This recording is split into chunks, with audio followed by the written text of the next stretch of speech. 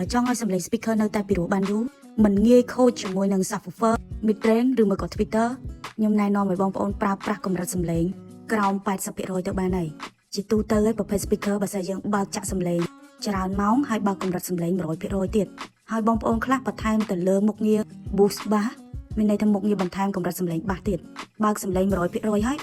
បើកមុខងារបន្ថែមសម្លេងអុកបាសទៀតជាពិសេសអាប្រភេទបាសដែលមានសម្លេងបាសធ្ងន់ដូចជា Zelot ចឹងសម្លេងបាសធ្ងន់មែនតើ subwoofer វាកម្លាំងខ្លាំងអញ្ចឹងហើយបើសិនយើងបើកសម្លេង 100% ហើយយើងបើកសម្លេងអុកបាសឲ្យកាន់តែធ្ងន់ទៀតជាទូទៅគឺហានិភ័យនៃការដាច់ subwoofer អញ្ចឹងយល់ល្អបងប្អូនប្រើប្រាស់ឲ្យបានត្រឹមត្រូវកម្រិតសម្លេងបើយើងស្ដាប់យូរម៉ោងអីបើកក្រោម 80% ទៅបានហើយព្រោះដោយសារប្រភេទដូច Zelot អីគឺសម្លេងវាលឺមែនតើហើយបងប្អូនសំខាន់ធ្ងន់បុកបាសរំដំចិត្តទៀតហើយសម្រាប់ការប្រើប្រាស់ EQ ក៏ដូចគ្នាដែរបើសម្លេងដើមរបស់គេគឺលឺធ្ងន់ហើយអញ្ចឹងបើសិនបងប្អូនបើកកម្រិតសម្លេងទៅ 20-30% អី